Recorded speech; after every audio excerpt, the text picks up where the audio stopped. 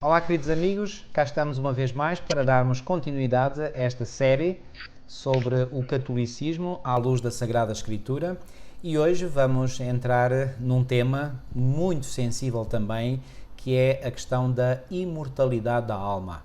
Pois bem, nós iremos ver mais uma vez este assunto numa perspectiva histórica e teológica e vamos ver que, uma vez mais, tal como já vimos para outros assuntos, pois bem, houve uma alteração ao longo da história, portanto, nas crenças ou naquilo que é, digamos, a crença fundamental ou as crenças fundamentais da Igreja Católica Romana. Mais uma vez conto com a colaboração do meu colaborador, o irmão José Eloy Robalo, e vamos então, portanto, abordar este tema. E eu gostaria de dizer, portanto, que este tema será abordado em 4 subtemas. E esses 4 subtemas iremos ver, portanto, a questão da imortalidade da alma no pensamento greco-romano, ou seja, entre alguns pensadores gregos e também num pensador romano. Depois iremos ver um segundo subtema, que é a imortalidade da alma na evolução do pensamento judaico, porque este conceito também penetrou no pensamento judaico. Depois, um terceiro subtema será a imortalidade da alma na tradição extra-bíblica. E, finalmente, iremos ver um quarto subtema, que são os subprodutos da crença na imortalidade da alma. Irmão José Eloy, para começarmos então a abordagem deste tema, eu diria que, portanto, que uma vez que a mortalidade humana é um facto absolutamente inegável, não é? Portanto, porque contra factos não há argumentos, como se diz, e muito bem. Portanto, a morte é uma realidade absolutamente inegável, não é? Portanto, o que é que acontece? E uma vez que a morte, portanto, é algo que, pronto, nos separa da vida, não é? É o fim da vida, pois bem, o grande mentiroso e pai da mentira, que é Satanás, portanto, ele elaborou mentiras à volta da morte, não é verdade? Isso. Convém mantermos sempre em mente uma coisa. No planeta onde nós vivemos, desde o início da história humana, sempre tem havido a verdade e o erro. Isso. A verdade e a mentira. A verdade e a heresia. Porquê? Porque Deus está interessado em que a raça humana conheça a verdade. Mas Deus tem um inimigo que nós conhecemos pela Sagrada Escritura, que foi outrora chamado Lúcifer, que foi expulso do céu, com muitos milhares de anjos que estavam consigo, e ao serem expulsos do céu, Lúcifer e os seus anjos, Satanás e os seus anjos, neste mundo procuraram sempre lutar contra o governo de Deus. E essa luta contra o governo de Deus envolve alteração, adulteração, mudança das leis que regem o governo de Deus e dos princípios, ideias, ensinos que têm a ver com Deus. Então, desde o início da história humana, desde o pecado de Adão e Eva, nós, se analisarmos atentamente, vamos ver sempre pelo menos duas correntes. Aquela que vem de Deus e aquela que vem do inimigo de Deus. Correto. E é por isso que nós encontramos em várias partes do mundo e ao longo da história da Terra, encontramos ensinos que são errados. E quando a gente diz errados, significa que não estão de acordo com a Sagrada Escritura, não estão de acordo com a revelação dada por Deus através dos homens santos do passado, através dos profetas do passado e dos homens santos do passado, que foram inspirados por Deus para comunicarem à raça humana a verdade acerca de Deus, para que a raça humana pudesse voltar novamente à sua fidelidade para com Deus. Eu gosto mais dessa última formulação, ou seja, de que nós podemos ter na Bíblia um padrão, não é? Para sabermos distinguir a verdade do erro, mas porque a Bíblia é uma revelação de Deus. Exatamente, a Bíblia é uma revelação de Deus. Então, e nós Feita vamos através encontrar de homens, claro, mas é de origem inspirados divina. por Deus, inspirados pelo Espírito Santo, inspirados por Deus. E depois temos outro tipo de livros no nosso mundo que também são inspirados não por Deus, mas são inspirados pelo inimigo de Deus e dos homens. Pronto. E esses são livros também muito bem escritos, aparentemente com muita lógica, com muito bom raciocínio, mas são ensinos que estão em oposição aos ensinos da Bíblia e que levam as pessoas para longe daquilo que a Bíblia diz. Por isso é muito importante nós começarmos realmente a habituarmos à ideia de pesquisar o que é que a Bíblia diz, o que é que os homens santos do passado dizem na Bíblia, o que é que os profetas dizem na Bíblia, o que é que Deus diz quando fala com os profetas, com os homens santos, o que é que os apóstolos ensinaram, o que é que a igreja primitiva, enquanto os apóstolos estiveram vivos, ensinaram. Isso. Portanto, este deve ser o rumo condutor do nosso pensamento. E desconfiarmos de tudo, de toda aquela literatura que não tem origem bíblica, que não tem origem nas revelações que Deus deu no passado. Muito bem. E essas revelações começaram a ser dadas e registadas na forma escrita no tempo de Moisés. Portanto, Moisés foi o primeiro homem que, da parte de Deus, inspirado por Deus, começou a registar as verdades, os ensinos corretos, verdadeiros, que tinham vindo desde Adão e Eva. Exato, a registar por escrito. Exatamente. E uma linhagem, uma verdade que foi conservada pura e santa através de uma tradição oral desde Adão e Eva, e Moisés foi o primeiro que colocou na forma escrita esse conhecimento oral que foi transmitido de geração em geração. Por isso a Bíblia é um guia fidedigno, é um guia seguro para aquilo que é a verdade. Então, nós já nos apercebemos de que este inimigo de Deus e dos homens, que é conhecido como Satanás, ou o diabo, era conhecido como Lúcifer no céu, ele começou a substituir então uma das crenças fundamentais da verdade acerca de Deus e da raça humana, que é a mortalidade da alma humana. A alma humana é mortal, a alma humana pode morrer. Então, este inimigo de Deus e dos homens começou desde muito cedo na história da raça humana, logo mesmo desde a época de Adão e Eva, começou a querer substituir esta crença por uma chamada imortalidade natural da alma. Há a imortalidade condicional, ou seja, Deus dá a imortalidade ao ser humano com base em condições, com base na obediência, Deus dá a imortalidade ao ser humano, mas este ser que se opõe a Deus e à raça humana começou a introduzir então a crença na imortalidade natural da alma humana. Já agora, irmão, se me permite, eu faço só aqui um pequenino parênteses para esclarecer aqueles que nos estão a ouvir. Uma vez que o irmão fez uma afirmação de peso, e é mesmo, é uma afirmação de peso, de que a alma, portanto, é mortal, eu quero já citar dois textos bíblicos que aparecem no livro do profeta Ezequiel, portanto, no Antigo Testamento, no capítulo 18 e no versículo 4, que diz assim: eis que todas as almas são minhas, como a alma do Pai, também a alma do Filho é minha. A alma que pecar, essa morrerá. E no versículo 20, logo no início, diz também: a alma que pecar, essa morrerá. Então, se a palavra de Deus afirma clara e inequivocamente que a alma que pecar, essa morrerá, então quer dizer que a alma pode morrer. Se pode morrer porque é mortal. E se é mortal, então não é imortal. Estão a ver? Portanto, isto é bíblico. Portanto, não estamos a inventar nada, estamos a dizer, portanto, algo que é absolutamente bíblico. E há muitos outros textos que apontam para isso. Já agora, se não ficar claro este assunto, eu recomendo aqui no meu canal Paulo Cordeiro, portanto, uma playlist onde pode procurar 4T22, portanto quer dizer quarto trimestre 22, onde no último trimestre do ano de 2022 nós fizemos um estudo a fundo em 14 episódios sobre precisamente as questões que têm a ver com a morte, a não imortalidade da alma, com a ressurreição. Portanto, se quiserem aprofundar mais este assunto, recomendo então, vão à playlist que tem como título, portanto, LES 4T22, ok? Vejam então, portanto, os vídeos se quiserem aprofundar mais este assunto. Fecho aqui o parênteses, irmão, pode retomar o que estava a dizer. Muito bem.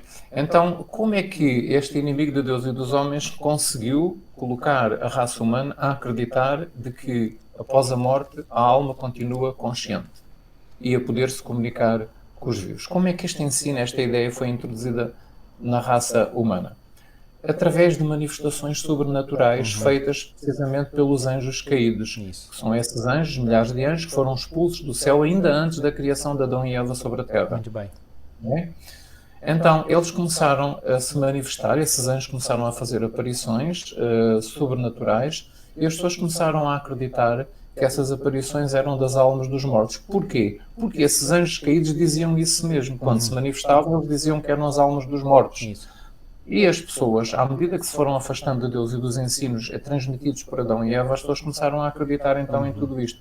Então, havia manifestações de anjos satânicos que se faziam passar pelos mortos que faleceram, o rosto era o mesmo, o tom de voz era o mesmo, davam a conhecer segredos da pessoa enquanto a pessoa estava viva, os hábitos, o tom de voz, tal e qual como se a pessoa ainda estivesse como se a pessoa estivesse viva e estivesse ali a falar com a pessoa que está a observar aqueles fenómenos. E isto convenceu a raça humana de que realmente quem estava por detrás daquilo tudo eram de facto as almas dos mortos. São sons, são vozes, são aparições, são milagres, e até, portanto, este engano foi até mais longe e começou a ser ensinado ao longo da história da raça humana, as chamadas reencarnações.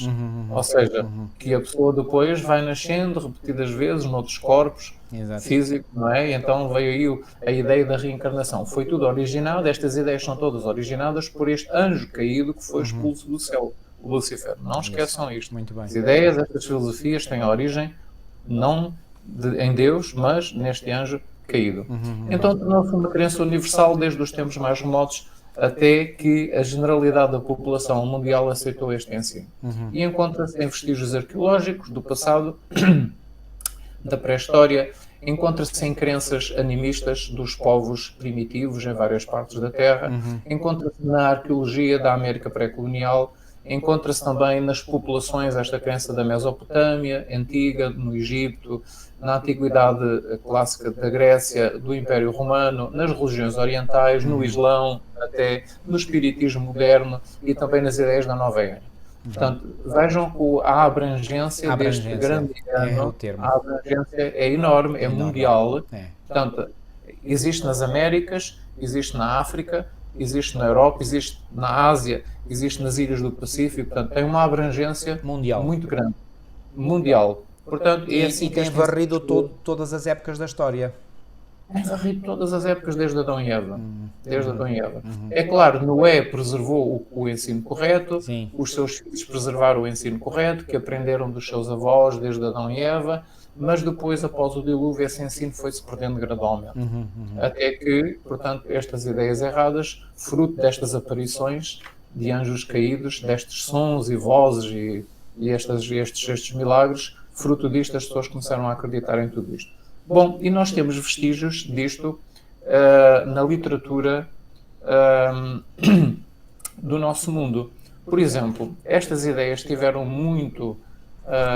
era um ensino, digamos, na cultura grega antiga e na cultura romana. Portanto, na Grécia Antiga e na Roma Antiga, isto era um ensino muito espalhado e toda a gente acreditava nisto.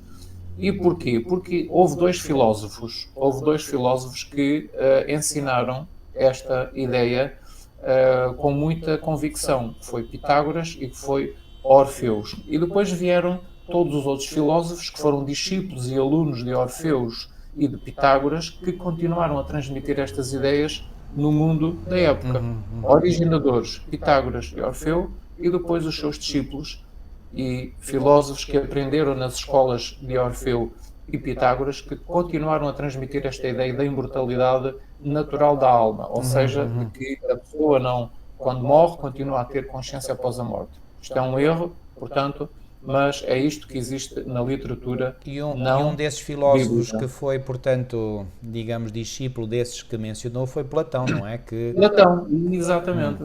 Muito bem. E Platão, portanto, então, digamos, com a sua forma, digamos, esteticamente atraente de escrever, não é? Portanto, ele ou intelectualmente atraente, não é? Ele conseguiu, portanto, era seguramente eu diria um autor com um grande talento literário, não é? Ele conseguiu, portanto, atrair as massas, não é?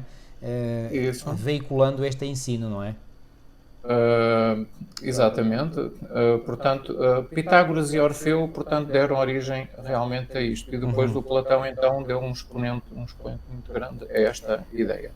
Então, nos livros, por exemplo, que se encontram escritos por estes filósofos, nós temos aqui, eu tenho aqui uma citação que diz assim, porque eles faziam a distinção, eles distinguiam os mortos em três tipos, não é? Entre os muito culpados, os menos culpados e as almas mais perfeitas. Sim. E com base nestes três tipos de pessoas que morrem, eles então começaram a ensinar o que é que acontecia a cada um destes três tipos de pessoas. Os muito culpados... E já agora, irmão, eu quero chamar a atenção para aqueles que nos estão a ouvir de que aquilo que o irmão José Eloy vai ler, portanto, é uma citação de um livro, e eu vou dizer qual é o livro, portanto, é um livro de um autor chamado Franz Cumont, expressa o nome francês, e, portanto, estou a pronunciar de forma francófona, e o livro foi publicado em Nova Iorque em 1959 e o título do livro é Afterlife on Roman Paganism, ou seja, a vida após a morte no paganismo romano.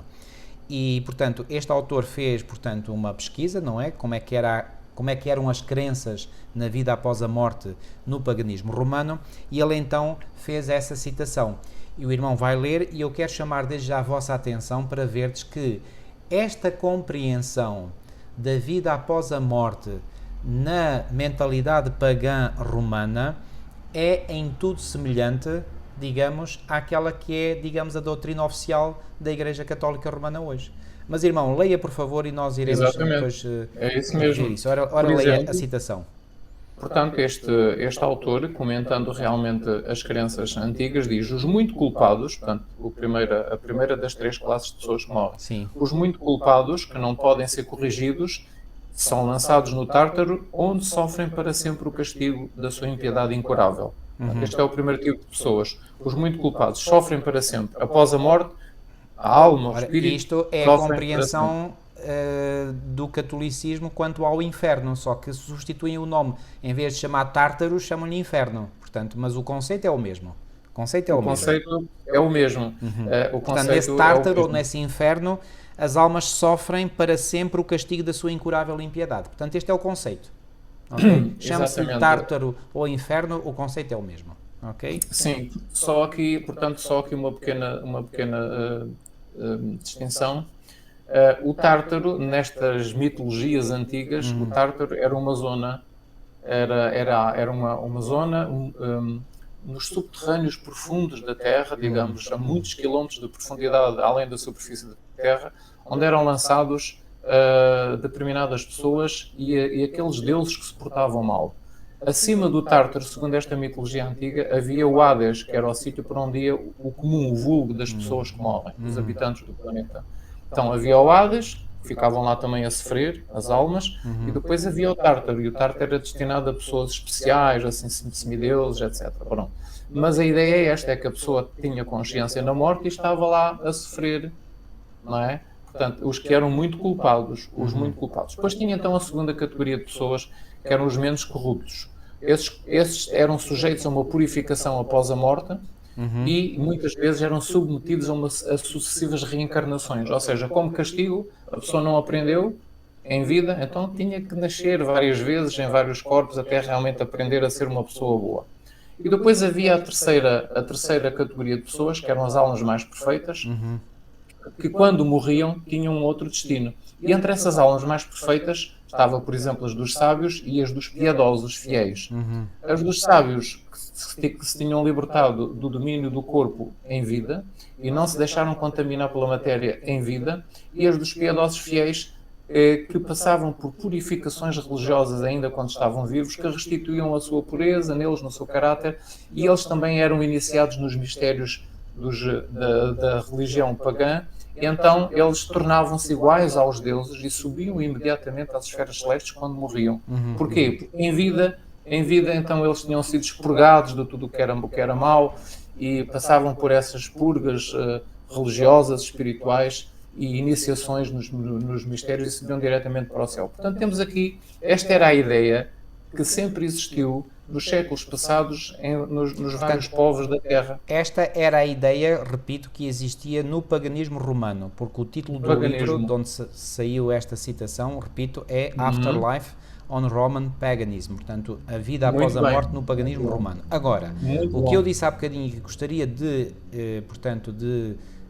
enfatizar ainda é que isto é, digamos, ou seja, a crença atual católico-romana é quase um copy-paste, ou seja, desta crença. Porquê? Porque estes muito culpados, portanto, que iam para o Tártaro, são aqueles que, segundo o dogma católico-romano, vão para o inferno, vão diretamente para o inferno, não há solução para eles. Depois, as almas menos corruptas, que têm que passar por uma purificação, são aqueles que vão para aquilo que é denominado o purgatório. Okay? Tem a equivalência no catolicismo romano como purgatório. Exatamente. Purgatório esse que iremos falar já agora no próximo programa. E depois, as tais almas mais perfeitas, que aqui, portanto, diz que sobem imediatamente às esferas celestes, ou seja, aqueles que vão para o céu. Exatamente. Portanto, temos aqui o inferno, o purgatório e o céu. Exatamente. Os tais 3 sítios diferentes que existiam no paganismo romano. Isso mesmo. E que existe no catolicismo romano. Isso mesmo. Portanto, só tem aqui uma diferença. Portanto, fala aqui nas sucessivas reencarnações, que isto não faz parte, temos que dizer, portanto, em abono da verdade, isto não faz parte, portanto, da teologia católica ou romana, mas faz parte, sim, por exemplo, das crenças de religiões não cristãs, como é o caso do budismo e do hinduísmo, onde acreditam, portanto, em sucessivas reencarnações. Mas há um conceito que é, e há uma palavra, portanto, que é usada mesmo, digamos, digamos, entre cristãos, entre profetas cristãos, e esse termo, portanto, é o termo de metempsicose. E a metempsicose, portanto, é a teoria que admite a transmigração das almas de um corpo para outro, quer de homens, quer de animais.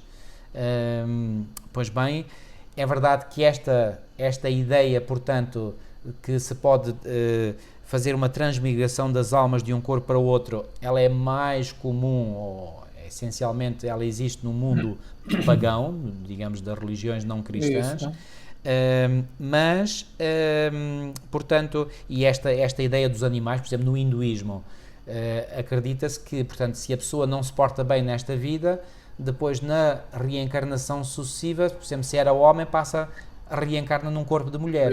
Ou vice-versa. E se continua a não se portar bem, então na próxima reencarnação reencarna no animal, no corpo de animal. Portanto, isto é hinduísmo, não é? É por isso que lá no hinduísmo as vacas, por exemplo, são sagradas, são consideradas animais sagrados, porque se acredita que as vacas são reencarnações de pessoas que viveram no passado, não é?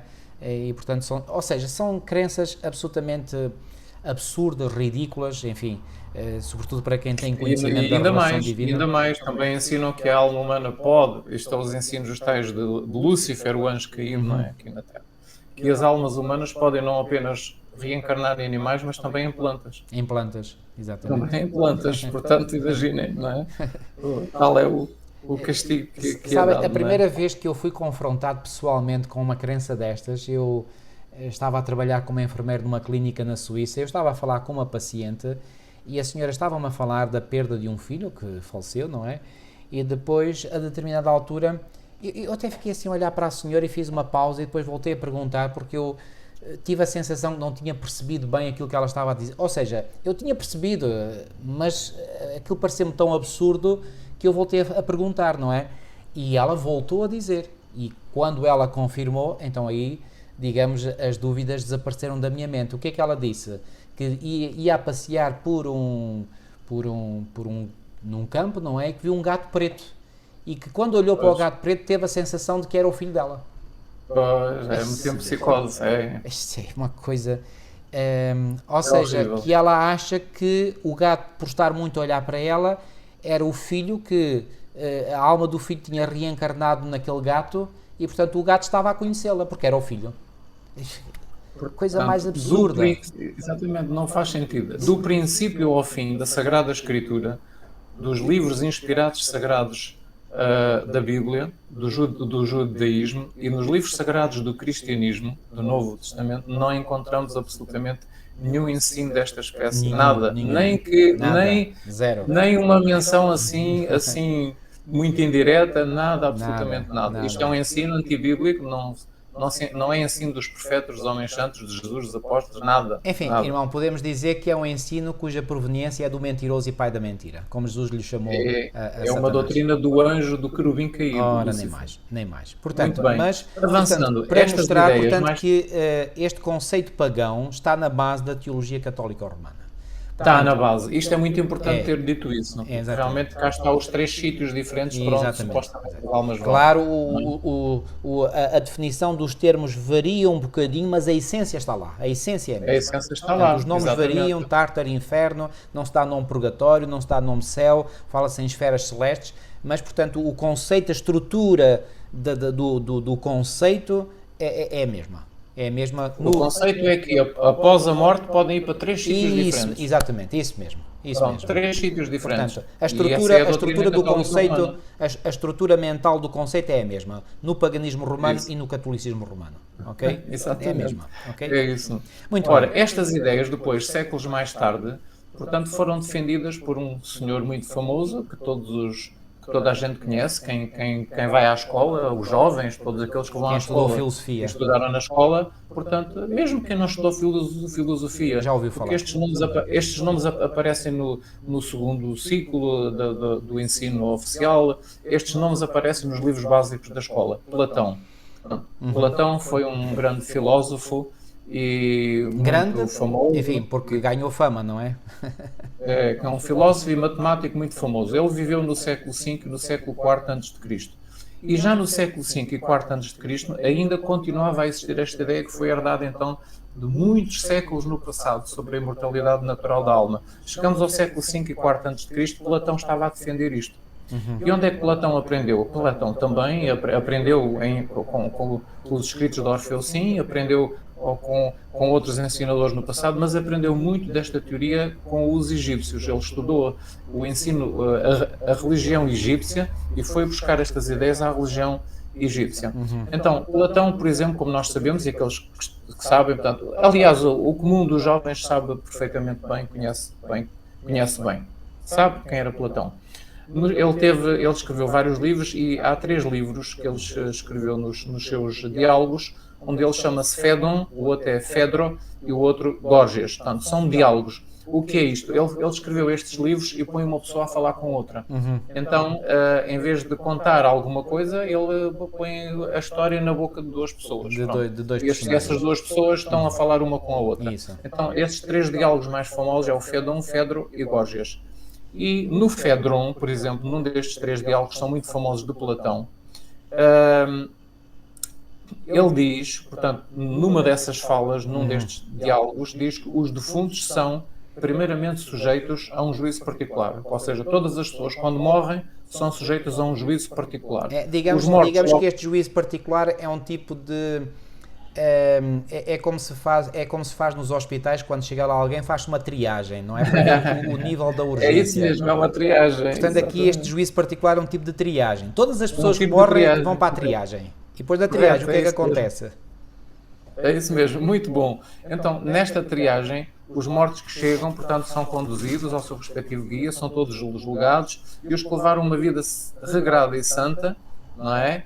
E outros que não levaram uma vida regrada. Uns terão de sofrer durante algum tempo, são aqueles que tiveram um porte mediano, têm que sofrer durante algum tempo, cá está a ideia do purgatório. Isso. E então, e são purificados, e esses têm que se purificar por obras expiatórias das injustiças que cometeram e a receber cada um, segundo o seu mérito, a recompensa das suas boas ações. Mas têm que se purificar durante algum tempo, os que tiveram um porte mediano. Aqueles que estavam numa situação irremediável e que chegam lá depois da morte e que viveram uma vida tão má que a situação deles é irremediável, não têm remédio, então esses, ou aqueles que cometeram crimes, aqueles que cometeram roubos graves, sacrilégios, homicídios, esses vão para o Tártaro. Reparem, Platão no século V e IV ainda continua a falar no Tártaro, que é algo que já vem de muitos séculos de trás. Ele fala que então que essas pessoas Depois teria para o continuidade Tártaro, no Império Romano. teve continuidade no Império Romano. Mas vejam aqui que esta filosofia existia na Grécia Já também. na Grécia. Existia já na Grécia, porque Platão é um filósofo grego. Aliás, Esta era a filosofia que existia na Grécia. E o Roma Isso. assimilou Assimilou. a filosofia pagã grega. Isso mesmo, era o que eu ia Não é? dizer. Exatamente. É muito importante nós lembrarmos disto, não é? Por isso é que se chama a civilização greco-romana, não é por acaso. Greco-romana. Muito bem, greco-romana. Porque os isso romanos mesmo. assimilaram grande parte da cultura e da filosofia grega. E da religião grega E da também. religião Da grega. religião grega, exatamente.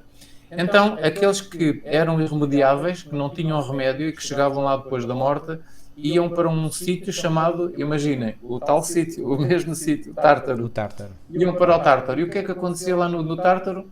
Nunca mais saíam de lá. Nunca mais Portanto, saíam. cá está a tal imagem do inferno, Isso. católico ou romano. E finalmente todos seguiam para a bem-aventurança, que era o céu. Isso. Portanto, havia então 3 lugares. Ou iam para um sítio onde ou iam ser purificados para depois saírem de lá, ou iam para um sítio onde nunca mais saíam de lá, ou iam para o céu. Portanto, havia 3 tipos de pessoas. E neste juízo particular, que era a triagem. Portanto, nesta triagem era logo definido, após a morte, para onde é que a pessoa ia, não é? Ia para um destes três sítios logo. E portanto, se ela fosse para o Tártaro, aí estava condenada irremediavelmente, nunca mais sairia de lá. Irremediavelmente. Se fosse para o sítio onde se pudesse purificar, bom, então ainda tinha uma chance, não é? Ainda tinha uma hipótese de, portanto, depois de receber essa purificação, de poder então ir para a bem-aventurança, não é? Que aqui não chamam céu.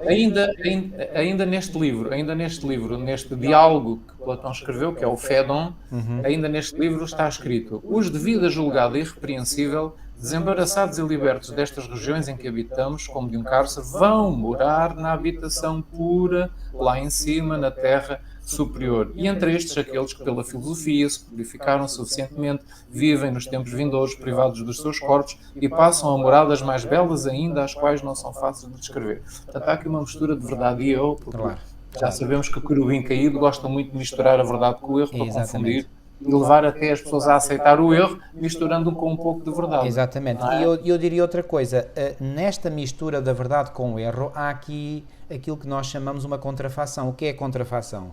Contrafação é algo que é errado, mas que se parece muito com a verdade. Isso. Porque realmente há aqui coisas que são parecidas com a verdade. Realmente as pessoas que pela graça do Senhor e pelo seu poder são purificadas dos seus pecados, vão para um sítio de bem-aventurança, que é para a vida eterna, não é? E mas não após a morte. Mas não após a morte, exatamente. Não logo após a morte. Não, é muito bem. Mas vão para um sítio de bem-aventurança, que nós conhecemos como o céu, não é? Mas, repito, e o irmão fez bem em sublinhar, não logo após a morte. Embora aqui também haja uma subtileza e haja aqui uma contrafação. Porque, segundo o conceito bíblico de morte, a morte é um sono. E desde que a pessoa morre, é um sono totalmente inconsciente, e desde que a pessoa morre até ressuscitar, porque a única maneira de voltar à vida após a morte é pela ressurreição, não há outra forma. Mas tem consciência do tempo que passa. Desde a morte até à ressurreição, vamos imaginar que aqui morre, aqui ressuscita, este tempo aqui não conta. E é como se faz numa edição de vídeo, não é? Digamos, a gente pega ali num bocado que ali está, corta, e então parece que uma coisa segue-se à outra. Então, quando se anestesia uma pessoa. Isso. Então o que é que acontece? O momento consciente a seguir à morte é o momento da ressurreição. Portanto, aquele tempo da morte é como se não existisse. Então, nesse sentido é que se pode afirmar que, portanto, a pessoa vai para o céu a seguir à morte, a seguir do ponto de vista consciente, não numa sequência temporal, não é? Literal. Isso não existe, portanto... Porque passaram-se 1000, 2000 anos até a pessoa ser ressuscitada da sepultura. Mas como esse tempo para os mortos não conta, então o próximo momento consciente digamos, a eternidade com Deus. Okay? Muito boa explicação. E isto é uma contrafação daquilo que o paganismo ensina. Que logo a seguir à morte vai-se para o céu ou vai-se para o inferno. Ou para o purgatório. Ou para o purgatório. Bom, o purgatório não existe na Bíblia, não é? Mas existe o inferno e existe o céu.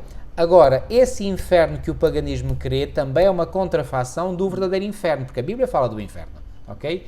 Mas esse inferno é um lago de fogo, realmente, é fogo, mas é um fogo que consome. Aliás, eu até tenho aqui um livro que eu quero aqui mostrar. Olha aqui, é um livro bem grosso, não é? Que eu já comprei, eu adquiri-o, portanto, a 30 de maio de 2013, portanto, já há 10 anos, não é? E o título deste livro é precisamente The Fire That Consumes, o fogo que consome. Ele foi escrito por um autor não adventista, um Edward William Fudge, e isto foi publicado por uma editora chamada backinprint.com, portanto, é uma editora norte-americana, não é? E neste livro, portanto, eu não o li na totalidade, mas vi já algumas partes. Basicamente, o que é que ele faz aqui? Portanto, ele procura aqui provar que realmente a Bíblia fala, aliás, até o subtítulo é A Biblical and Historical Study of the Doctrine of Final Punishment, portanto, um estudo bíblico e histórico da doutrina do juízo final, ou da punição final. E o título diz tudo, The Fire That Consumes, o fogo que consome, ou seja, esse inferno de que a Bíblia fala é um fogo que consome, ou seja, que destrói por completo as pessoas, reduzindo-as a cinzas. Okay? Iremos ver isto mais em pormenor no próximo episódio, para o qual chamo já a vossa atenção. não é um fogo onde as pessoas vivem e estão a sofrer eternamente, sem serem consumidas, não. O fogo do inferno de que a Bíblia fala é um fogo que consome, ou seja, que destrói, que reduz a cinzas, ao contrário daquilo que é a ideia do paganismo. Então o que é que nós vemos aqui? Portanto, há realmente um céu para onde vão os justos e há um inferno para onde vão os ímpios, ok? Não há meio termo, ou vai para um sítio ou vai para o outro. Esse céu é para viver eternamente com Deus, em carne e osso, e o inferno é um sítio onde existe um fogo que consome. Portanto, estão a ver, há aqui ideias do paganismo que são contrafações. Isso. Agora, quando se crê que no inferno as pessoas ficam eternamente a sofrer, isso lança um descrédito enorme sobre o caráter de Deus, porque Deus assim é compreendido, obviamente, pelas pessoas que acham que, portanto, é Deus é que lança as pessoas no inferno. Logo, se é Deus que lança as pessoas no inferno e no inferno as pessoas ficam eternamente a sofrer, então Deus é um autêntico carrasco, digamos, que permite que as pessoas fiquem a sofrer durante uma eternidade por erros que cometeram numa vida temporal, numa vida curta, não é? Quer dizer, isto não faz sentido absolutamente nenhum ao simples bom senso, à simples lógica, não é? O máximo que poderia acontecer era a pessoa sofrer, entre aspas, isto é, o máximo que poderia acontecer, isto é que é entre aspas, o máximo que poderia acontecer era a pessoa eventualmente sofrer pelo mesmo tempo de vida que viveu nesta terra, onde fez o mal, não é? Não, mas o conceito é que ficará eternamente a sofrer. Ora, isto lança o opróbrio e o descrédito sobre o caráter de Deus. E é isso que o inimigo pretende. Porque Deus... E é um dos objetivos desse querubim caído que foi expulso do céu antes da criação de Adão e Eva. Um dos objetivos é esse, é denegrir o caráter de Deus. É denegrir, exatamente. E ele fala-os muitíssimo bem, entre aspas, portanto, com esta crença errónea do inferno, ok? Mas esta ideia do inferno, portanto, volto a dizer, vamos falar disto em pormenor no próximo programa, mas a ideia, o conceito que sustenta a ideia do inferno é a ideia da imortalidade da alma. Portanto, se a alma não morre, então ela não pode ser destruída, nem o fogo do inferno a destrói, ela continua viva. Estão a ver? E esta é uma ideia, repito, antibíblica, não tem base bíblica, porque a Bíblia diz que a alma morre, ponto final, ok? E por outro lado, não diz em parte nenhuma que a alma é imortal. Exatamente. Aliás, a única vez que se fala em imortalidade é associado a Deus. Há um texto em 1 Timóteo, no capítulo 6 e no versículo 16, que diz assim... falando no versículo 15 do Rei dos Reis e Senhor dos Senhores, e depois diz logo a seguir, o único que possui imortalidade. Mais ninguém possui imortalidade. Nem aqueles que irão para o céu possuirão a imortalidade. Ou seja, eles possuirão imortalidade porque estão dependentes do único que possui imortalidade. Ou seja, como é que eu transmito melhor esta ideia? Reparem, é como a luz da lua. Bom, a lua não tem luz em si mesma. A luz da lua é nada mais, nada menos do que um reflexo da luz do sol. Agora, o sol emite luz, o sol é a luz em si mesmo, o sol é uma estrela. E eu lembro na escola primária ter aprendido a grande diferença que há entre estrelas e planetas. Estrela é um corpo celeste que emite luz. Planeta é um corpo celeste que não emite luz, que recebe luz. A Terra é um planeta porque recebe a luz do sol. A Lua é também um planeta. Planeta satélite, neste caso da Terra, mas recebe luz do sol. Portanto... o que é que acontece? Os redimidos, aqueles que habitarão no céu por toda a eternidade com Deus, eles viverão uma vida eterna, não porque venham a possuir a imortalidade em si, mas porque estão continuamente ligados e irão estar eternamente ligados à fonte da imortalidade que é o próprio Deus. Não sei se me fiz entender. Ok? Muito bem. A explicação foi muito boa. Avançando, irmão. Continuo, por favor, portanto, agora... Aparece então, aqui outra citação agora no livro para que é que isto serve? Esta citação do diálogo Fédon de Platão serve para quê? Do século IV e V a.C. Para mostrar que a doutrina católica romana é um reflexo, neste aspecto, nesta área da questão da alma imortal e da vida logo imediatamente após a morte, é um reflexo destas doutrinas pagãs, destas filosofias pagãs que existiam já antes do cristianismo. Isso mesmo. Isso mesmo. e que foram integradas no cristianismo Isso. logo nos primeiros séculos, Isso. infelizmente. Muito bem. Foram integradas no cristianismo. E vamos lá chegar ainda mais em pormenor.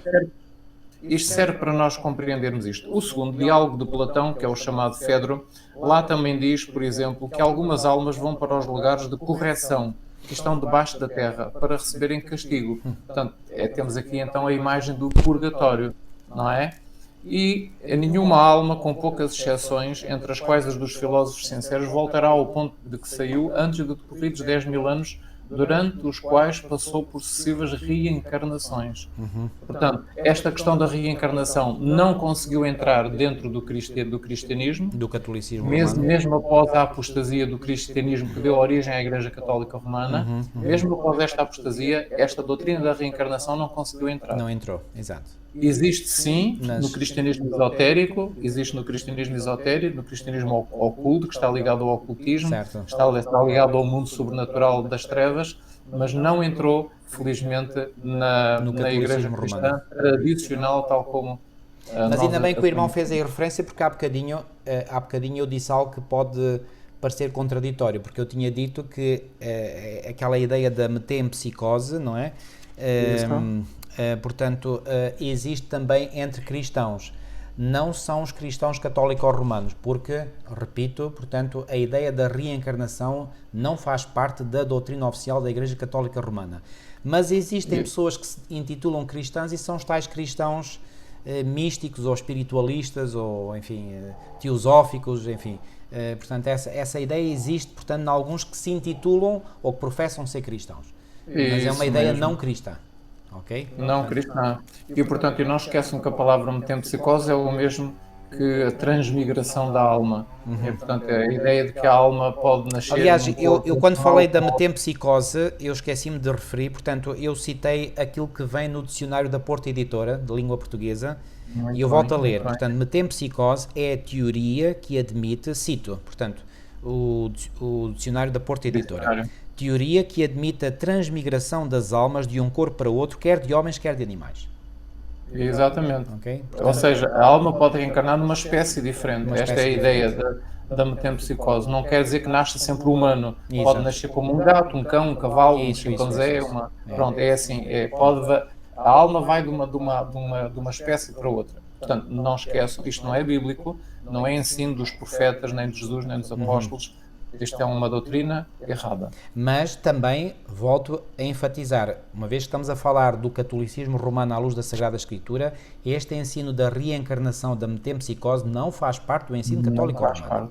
Portanto, deixamos aqui, portanto, a verdade tem que ser dita e, portanto, a verdade é a verdade e, portanto, isto não faz parte, mas pertence ao sistema de crenças de alguns professos cristãos, de alguns que professam ser cristãos e que são cristãos mais da área espiritualista, teosófica, etc, etc. Não é da Igreja Católica Romana, quero deixar isto bem claro aqui. Ok. Irmão, vamos avançar. Bem, temos um terceiro discurso. Sabem que Platão escreveu o terceiro discurso. Então o terceiro chama-se Górgias. E neste terceiro diálogo de Platão, Górgias, ele diz o seguinte: a função própria do castigo após a morte é dupla. Então, e agora eu passo mesmo a citar: aquele que é retamente castigado deve tornar-se melhor e aproveitar com isso. Isto é mesmo uma citação do Górgias. Ou deve tornar-se pior. Portanto, o objetivo do castigo após a morte é para melhorar a alma ou para piorar a alma. Quer dizer que todos aqueles que entram no purgatório não vão necessariamente... Atenção, estou a referir a crença, como é a crença. Quer dizer que nesta crença aqui, segundo Platão, aqueles que entram... Portanto, aqui o termo purgatório não existia ainda, não é? Mas o conceito é o mesmo.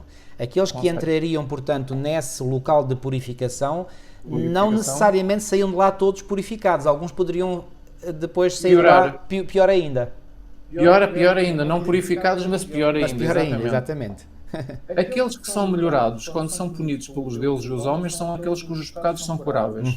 E eles são melhorados, tanto neste mundo como também no outro, pela dor e pelo sofrimento, porque não há outra maneira de poderem ser libertos do seu mal. Mas aqueles que têm sido culpados dos piores crimes e são incuráveis por razão dos seus crimes, são feitos exemplos. porque como são incuráveis, o tempo passou em que podiam receber qualquer benefício. Eles próprios não obtêm nenhum bem, mas outros obtêm bem quando os contemplam, sofrendo para sempre os mais terríveis e tremendos sofrimentos com penalidade dos seus crimes. Portanto, aqueles que lá estão no purgatório observam os outros a piorar, não é? Isso faz bem aos outros, porque quer dizer, eu não posso ficar como eles, então eu tenho que melhorar com os castigos que me estão a dar aqui no purgatório. Eu tenho que sair daqui. Então, esta era a ideia, estão a ver? Esta era a ideia que existia na filosofia grega no século IV e V antes de Cristo. E já agora, irmão, há aqui uma outra contrafação, e a contrafação é o seguinte: o tempo de purificação é nesta vida. Ou seja, o tempo de purificação não é após a morte, porque quando alguém morre, o seu destino eterno está traçado. Muito bem, não há possibilidade. Quem morre perdido está perdido para sempre, quem morre salvo estará salvo para sempre. Ok? Portanto, a morte é, digamos, no momento em que a pessoa morre, o seu destino eterno está traçado. Ok? Agora, o tempo de purificação é nesta vida. O tempo de purificação é nesta vida. E nesta vida, quando Deus permite que certos sofrimentos ou males venham sobre nós, há também uma bifurcação, ou seja, há aqueles que perante o sofrimento ainda se tornam piores e há aqueles que perante o sofrimento se humilham e são purificados pelo Senhor. Isto é verdade. Ou seja, este conceito é verdadeiro, mas ele é verdadeiro antes da morte, não depois da morte. Exatamente, antes da morte e não depois da morte. Portanto, esta era muito boa a explicação, eu penso que ficou mais bem uma claro. Contrafação satânica aqui. Pois, contrafação no tempo. No tempo, aqui neste caso é do tempo, exatamente. No período em que isto acontece. Portanto, e depois, por exemplo, temos aqui no Império Romano estas mesmas ideias refletidas nos escritos do poeta Virgílio. Vimos o Platão nos seus 3 diálogos e agora o poeta Virgílio, muito famoso no Império Romano muito também. Muito conhecido também, exato. O poeta Virgílio viveu no 1º século antes de Cristo. Portanto, este poeta escreveu um livro muito famoso, Eneida, exatamente, escreveu um livro muito famoso. E ele põe então estas questões, estas filosofias, ou este entendimento da vida após a morte, ele põe nas falas de Anquises para o seu filho Enéas. Portanto, com relação ao mundo subterrâneo, que é o Hades ou o Tártaro, que fica muitos quilómetros abaixo da superfície da Terra, que é ali que as almas sofrem, supostamente, e que estão sujeitas a muitos castigos. Então, ele diz assim, no seu livro famoso, a Eneida: quando na derradeira luz a vida deixou o corpo, todo o mal e todas as pestes corpóreas não se afastam completamente das miseráveis almas. Por isso são castigadas com penas e sofrem os castigos dos antigos males. Umas suspensas são expostas aos ventos ligeiros. Noutras, o crime de que foram manchadas é lavado num vasto abismo ou então consumido pelo fogo. Portanto, vemos aqui novamente a ideia da ideia do inferno ou do purgatório, não é? Aqueles que sofrem ou para sempre ou aqueles que sofrem durante algum tempo para serem supostamente purificados antes de subirem depois a regiões mais elevadas, portanto, relacionadas com o céu. Ou seja, não é correto, por exemplo, também dizermos que o purgatório é uma invenção católico-romana. Não é. Portanto, não é. Eles apenas foram buscar as ideias à mentalidade pagã greco-romana. Isso. Nós estamos a ler estes livros todos para que estas citações, para nós podermos entender que estas ideias não se originaram nem na Bíblia e não se originaram no catolicismo romano. O catolicismo romano foi buscar à filosofia pagã, à religião pagã, não é? Da Grécia, de Roma, e até mais antiga ainda que a Grécia e Roma. Estas ideias são mais antigas que a Grécia e que Roma. O que os filósofos gregos fizeram foi sistematizar essas ideias, dar-lhe uma aura de intelectualidade, de intelectualismo, não é? Portanto, eles souberam fazer isso muito bem, com lindos discursos, etc., filosóficos. Aliás, eu uma vez li uma definição de filosofia que eu não fixei, mas que achei muita piada, que foi, portanto, a filosofia é a arte de dizer muita coisa sem dizer nada, não é? Mais ou menos o conceito é o mesmo. Portanto, o que é que a filosofia grega fez? Com muitas palavras, lindos discursos, oratórias, etc., não é? Portanto, dizem muita coisa e não dizem nada, porque acabam por dizer mentiras, não é? Ou seja, o que é que os gregos fizeram? Eles também não inventaram nada, porque as ideias já vinham de trás. Já vinham de Babilónia, já vinham de Babel, já vinham dos descendentes de Caim, não é? Eles apenas, digamos, deram um invólucro muito bonito e atraente, não é? portanto, intelectualizaram a coisa, o erro, não é? E, portanto, ele se tornou mais atraente. E tão atraente foi que foi depois atraente aos próprios chamados pais da Igreja, que absorveram as ideias da cultura greco-romana e introduziram no seio da teologia cristã. Muito bem explicado, é isso mesmo, perfeito, em poucas palavras está explicado, é isso mesmo. E tudo derivado daquela frase muito célebre que o querubim caído, Lúcifer, disse a Adão e Eva: certamente não morrereis. Isso. Foi aí que começou tudo, Aí, certamente tudo não aí morrereis, começou. vocês não vão morrer. E depois, então, veio a ideia de que após a morte a pessoa continua consciente e não morre verdadeiramente. Exatamente. Foi desde aí, portanto, dessa mentira. Então, ok, vamos irmão, agora analisar. já vimos, portanto, a imortalidade da alma no pensamento greco-romano e agora vamos para um outro subtema. Como agora eu vamos ver como é que este pensamento foi introduzido na cultura judaica. Pois, isso é que é ainda mais estranho, porque que a ideia da imortalidade da alma tenha existido entre os pagãos, enfim, não é de admirar muito. Não é de admirar muito, salvaguardo, porque todos os pagãos vieram de alguma forma de pessoas que tinham conhecimento da palavra de Deus. A descendência de Caim veio de Caim, que tinha conhecimento, o mesmo conhecimento que Abel tinha. O Babel foi fundada por Nimrod, que era um bisneto de Noé, portanto que tinha conhecimento da verdade. Ou seja, mas os judeus tinham conhecimento da verdade, ora bem, que foi dado a eles diretamente por manifestações do próprio Deus através dos profetas. Isso mesmo. Portanto, eles tinham o ensinamento correto, eles tinham a doutrina pura, a doutrina correta, porque Deus decidiu dar-lhes a ele a doutrina correta, pura, não é? Para recuperar aquilo que estava perdido desde os tempos do dilúvio. Muito bem, não é? muito bem. A doutrina perdeu-se desde os tempos do dilúvio, então Deus decidiu em determinada altura chamar um povo para lhes dar as doutrinas corretas, para manterem essa verdade ao de cima, não é? Isso mesmo. Ao de cima e ensinarem as outras nações. Então temos aqui, vamos então ver aqui como é que isto aconteceu. O que eu estava a tentar dizer é que, se bem que a ideia incorreta da imortalidade da alma seja, entre aspas, aceitável no meio pagão, nos meios pagãos, ela já não é aceitável entre um povo que recebeu, digamos, a honra de receberem uma revelações diretas da parte de Deus. Isso mesmo. Mas mesmo entre o povo de Deus, ou seja, o povo de Israel do passado, mesmo entre o povo de Deus, esta ideia penetrou. Exatamente. É isso que vamos ver agora. Exatamente. É impressionante como realmente este querubim caído conseguiu fazer este trabalho, não é? É mesmo. Então, enquanto os ensinos da revelação divina através dos profetas foram preservados na sua íntegra, o povo de Israel aceitou como verdades básicas a natureza unitária do homem, e a sua inconsciência na morte e a ressurreição como única possibilidade da vida depois da morte, e a vida eterna como um dom concedido aos crentes e a extinção final dos ímpios, em vez de ficarem... Isto era a crença normal, era a crença... No judaísmo. No judaísmo, exatamente. Era, iniciou-se assim. A crença normativa era a ortodoxia, digamos. Por revelação dada a eles através dos profetas. Isso mesmo. Pronto, isto é muito importante. Agora, quando o irmão aqui diz que, portanto, enquanto os ensinos da revelação divina foram preservados na sua integridade pelo ministério dos profetas, ora, nós sabemos que, historicamente, naquele período da história que se seguiu aos profetas bíblicos, ou seja, daqueles profetas que escreveram, portanto, os livros que compõem o cânon do Antigo Testamento, nós entramos num período que é conhecido como o período intertestamentário.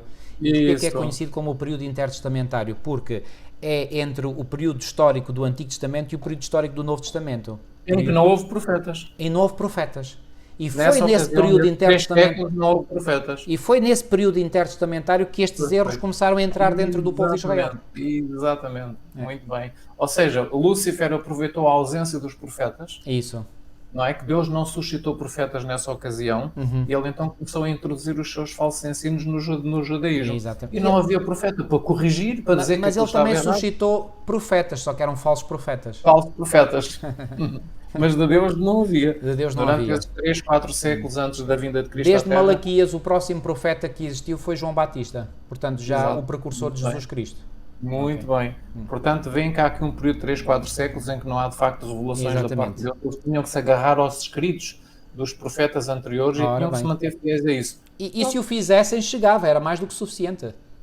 Era.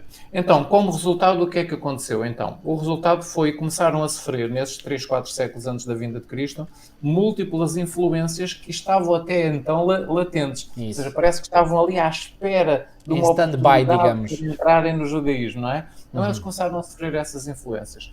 E começou, então, a eclodir em vários sectores da população ideias que foram sendo absorvidas pelo povo. E ideias absorvidas dos povos, das nações que os rodeavam. Não é? Esse foi sempre o problema do povo judeu, era Pois. quererem copiar e absorver os hábitos e os costumes das nações à sua volta. Enquanto os profetas estavam ali, eles diziam, não pode ser, é a vontade de Deus, não é das outras nações. Enquanto os profetas viveram, tudo bem. Depois, quando eles morriam ou depois da morte deles, então as coisas começaram a descambar. Então, o que é que eles começaram a absorver? Depois da morte dos profetas, na tal época em que não houve profetas, começaram a absorver as ideias dos egípcios, dos cananeus, dos fenícios, dos assírios, dos babilónicos, dos persas, da cultura grega, da cultura romana. Então eles começaram a absorver isso tudo. E começou a formar corpo crenças populares à margem e até em oposição ao ensino teológico dos profetas, entre os quais temos o chamado dualismo antropológico, que diz que o corpo, ou a pessoa é um corpo e uma alma, e que tem essas duas coisas, e que as duas coisas se podem separar e no momento da existir em morte. separado. E Isso. podem existir em separado. Se não houver corpo, não há problema nenhum, que a alma existe à parte. Portanto, este é o dualismo, não é? Que o ser humano é constituído por estas duas coisas e quando na morte separam-se e continuam a existir, pelo menos uma delas. A não é? alma, porque o corpo, claro, como Claro, as evidências claro. são palpáveis e visíveis, ninguém vai dizer que o corpo pode continuar a viver sem a alma, não é? Mas Então, a alma, como é uma entidade invisível, portanto, diz que permanece viva. Portanto, isso é o chamado muito dualismo bem. antropológico, não é? Exatamente. Portanto, A ideia bíblica é uma unidade uma antropológica. unidade. Ou seja, o ser Exatamente. humano é uma unidade íntegra, portanto, de corpo Funcional. e espírito, que dá uma alma, Isso. não é? E que não podem existir Separadamente. conscientes, separados um do outro. Exatamente, Não é? exatamente. Pronto. Então, eles começaram a absorver estas ideias dos egípcios, dos cananeus, fenícios, assírios, babilónicos, persas, romanos, etc. Então começou a entrar dentro do judaísmo a ideia da imortalidade da alma, da pré-existência da alma, que a alma, antes da pessoa nascer, a alma já existia, já existe há muitos séculos, mas que entrou naquele corpo. Portanto, começaram a surgir estas ideias. A ideia da reencarnação, o estado consciente dos mortos e também a ideia de se fazer orações pelos mortos e o tormento eterno dos ímpios, que ficarão a sofrer para sempre, ou que estão a sofrer para sempre. Já agora, então, irmão, faço aqui um parênteses, porque estes 7 conceitos que o irmão acabou de referir, eu repito, quais são os 7. Portanto, o primeiro é o dualismo antropológico, o segundo é a imortalidade da alma, o terceiro é a pré-existência da alma, o quarto, a reencarnação, o quinto, o estado consciente dos mortos, o sexto, as orações a favor dos mortos e o sétimo, o tormento eterno dos ímpios. Estes 7 conceitos, de certo modo, estão todos interligados entre si. Porque repare bem, se há um dualismo antropológico, ou seja, se há a possibilidade de uma alma se manter viva após a morte do corpo, então essa alma, então, portanto, é imortal. Lá está o conceito de imortalidade da alma. Se ela é imortal, ela já existia antes da vida e continua a existir depois da vida. Portanto, ou seja, a pré-existência da alma é a reencarnação, correto? Correto. E se a alma continua a existir, então há um estado consciente dos mortos. E se os mortos estão conscientes, por que não fazer orações em favor deles? Está tudo encadeado, está tudo encadeado. Tudo encadeado. E finalmente, tormento eterno dos ímpios. Se a alma não morre, é claro que eles vão sofrer para sempre, porque a alma é indestrutível. Portanto, está a ver, todos estes 7 conceitos estão totalmente interligados uns nos outros. Interligados e dependentes uns dos outros. Um dá origem ao outro, o outro dá origem ao terceiro, o terceiro dá origem ao quarto. É uma cadeia. O quinto, o sexto. É uma cadeia de erros. É terrível, de facto. É terrível que as coisas tenham funcionado assim. E como entre os judeus, neste período de 3, 4 séculos em que não houve profetas, não havia uma autoridade eclesiástica que dissesse que as doutrinas eram erradas, não é? Então estas coisas continuaram até ao tempo de Jesus. E no tempo de Jesus nós sabemos muito bem, aqueles cristãos que leem um pouco e gostam de estudar, que os fariseus tinham uma ideia e os saduceus tinham outra, por exemplo, quanto à vida após a morte. Isso, não é? E quanto à ressurreição. Os fariseus acreditavam na ressurreição, os saduceus já não acreditavam na ressurreição. Aliás, eu até diria que os fariseus eram mesmo acérrimos defensores da ressurreição. Eles defendiam com unhas e dentes. Portanto, e eles coexistiam ou coabitavam com os saduceus que não acreditavam na ressurreição, nem na vida após a morte. Nada do sobrenatural, nem espírito, nem anjo. Nada. Os saduceus não acreditavam em nada que fosse sobrenatural. Portanto, ou seja, eram os agnósticos da altura. Eram os agnósticos da altura. Ao passo que os fariseus eram religiosos da altura. Nem sequer acreditavam na vida futura. Não acreditavam, Na vida futura no céu, ou com Cristo, ou com... Nada, nem sequer acreditavam. Os saduceus. Isso. Os fariseus acreditavam em tudo isso. Então, vemos aqui que mesmo já no tempo de Cristo, não é? Passaram esses séculos todos e existia, portanto... Estas ideias diferentes. Mas eles coabitavam entre eles, e por exemplo, o sumo sacerdote no tempo de Jesus era um saduceu. É incrível, não é? É incrível ser um sumo sacerdote. Como é que puseram um homem desses como sumo sacerdote, exatamente. Não é? Se nem acreditavam no mundo sobrenatural, nem na vida futura, então que sentido é que faz? Eu não me subtraio agora a fazer aqui um comentário à parte, faço aqui um pequeno parênteses para dizer, bom, assim como no tempo de Jesus, portanto, o sumo sacerdote era saduceu, não é? Ou seja, era um agnóstico daquele tempo. Isto faz-me lembrar o Papa Francisco, que é o chefe máximo da Igreja Católica Romana hoje, porque, atenção, e aquilo que eu vou dizer, e isto não vou dizer nada, portanto, que ofenda os católicos, porque eu próprio tenho ouvido com os meus próprios ouvidos e visto vídeos produzidos por católicos romanos que afirmam que este Papa é um herege, e que este Papa, portanto, é socialista, que é comunista. Ou seja, vemos que hoje um líder da Igreja Católica Romana, portanto, defende ideias que não são aceites, digamos, por muitos católicos romanos que são mais tradicionalistas, ou seja, que aceitam a tradição, digamos, católica romana. Ou seja, isto para dizer o quê? Que, mais uma vez, me faz lembrar daquele texto de Eclesiastes 1:9-11, em que diz que não há nada de novo debaixo do sol.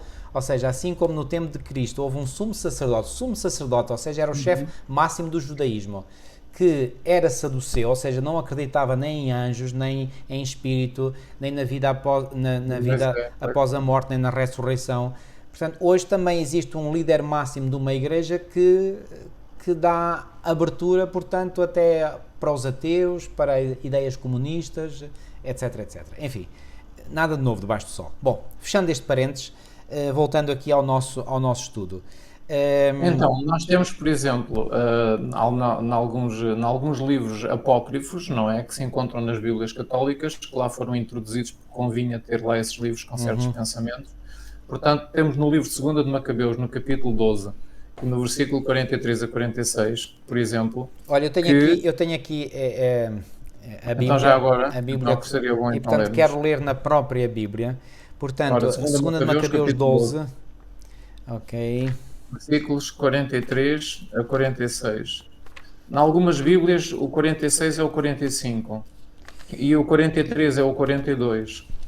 Depende, portanto, das versões. 2 de Macabeus, no capítulo 12, versículos 43 a 46, diz assim: E mandou fazer uma coleta, recolhendo cerca de 2.000 dracmas, que enviou a Jerusalém para que se oferecesse um sacrifício pelo pecado, obra digna e santa.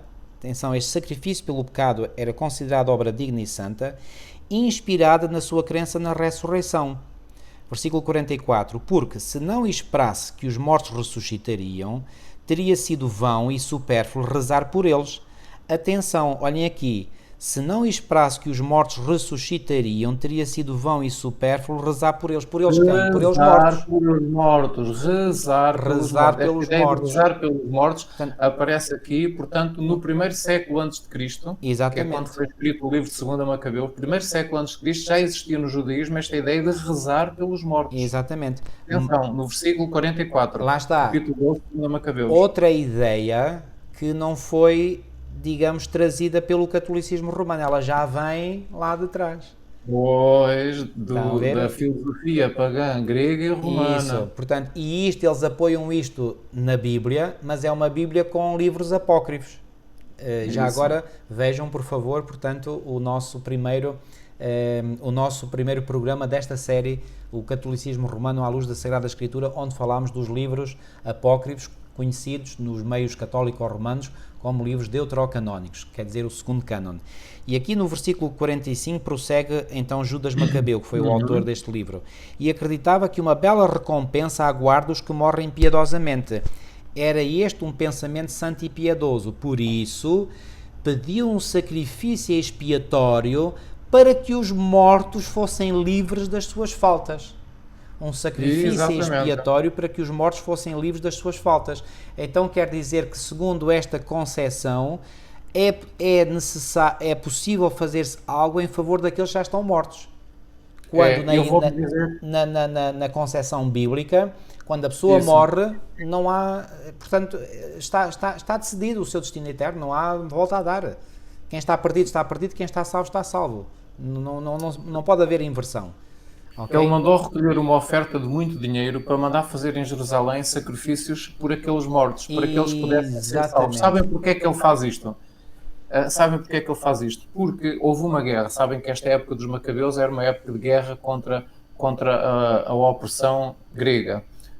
Portanto, e numa guerra que tinha havido no dia anterior e nos dias antes, houve soldados judeus que morreram nessa guerra. E ninguém compreendia porque é que Deus tinha permitido que esses soldados judeus tivessem morrido. Foram muitos, foram muitos.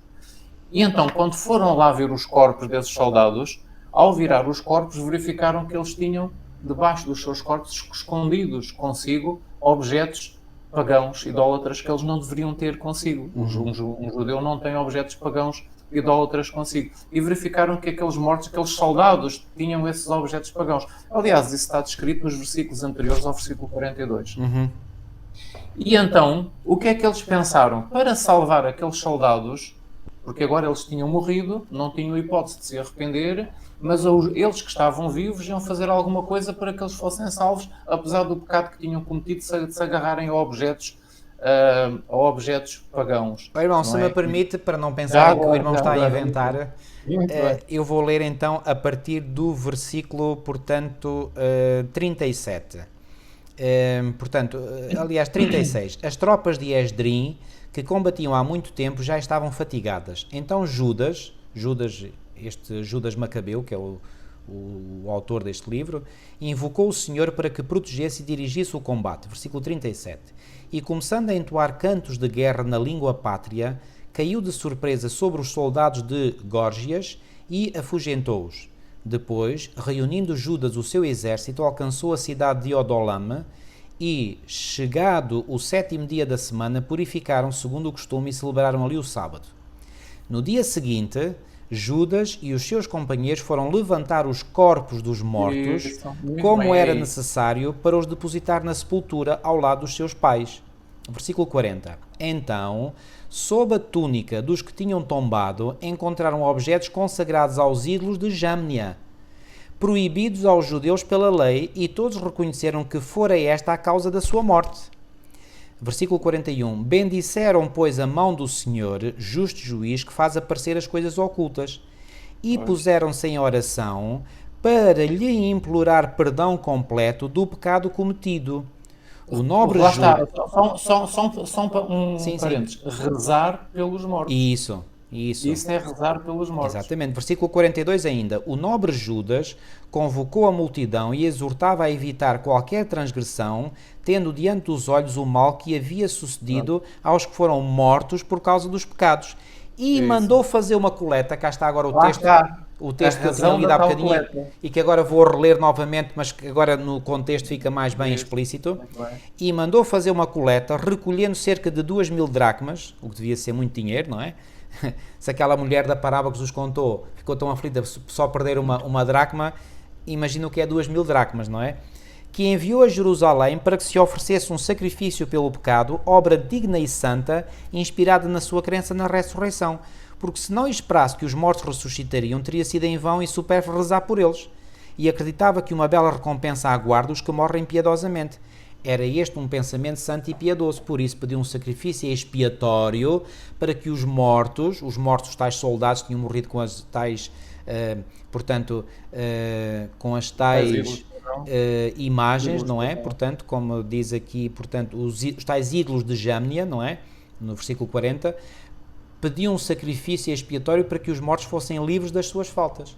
Ou, como dizem outras traduções, absolvidos dos seus pecados. Absolvidos dos seus pecados. Ou seja, é mencionado no verso 32, no verso 42 é mencionado as rezas pelos mortos. Isso. E agora é mencionado no 45 a absolvição dos seus pecados.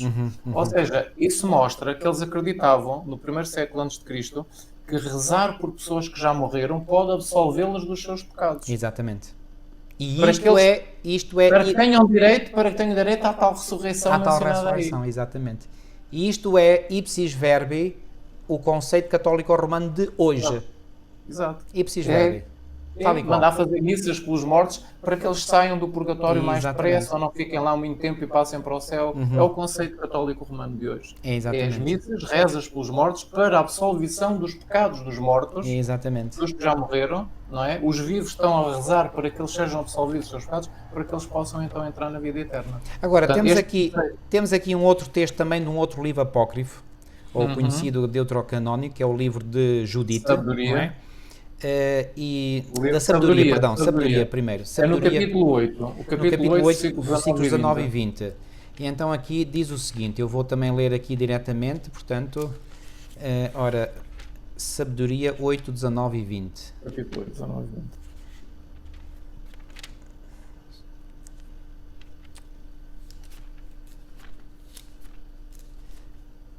Ok, cá está, o livro de sabedoria, capítulo 8, 19 e 20, que diz o seguinte: Eu era um menino de bom natural, que recebeu em sorte uma alma excelente. Recebeu em sorte uma alma excelente, ou seja, ele recebeu uma alma, ou seja, a alma quer dizer que já existia. Ele recebe a alma, ou seja, a pré-existência da alma. Ou antes, como era bom, entrei num corpo sem defeito. Lá está, a alma entrou no corpo. Exatamente. Portanto, esta ideia da pré-existência da alma está aqui neste livro da sabedoria. E no livro de Judite, no capítulo 16 e no versículo 21, diz o seguinte, livro de Judite, portanto, no capítulo 16 e no versículo 21, eu vou ler o versículo 20 primeiro, diz assim: Ai da nação que se levanta contra o meu povo, porque o Senhor Todo-Poderoso vingar-se-á dela, castigá-la no dia do juízo. E o que diz este versículo 20 é corretíssimo. Portanto, é isto aqui. Agora, o que diz no versículo 21 é que é errado. Diz assim: Ele enviará fogo e vermes sobre as suas carnes, para que se abrasem numa dor sempiterna.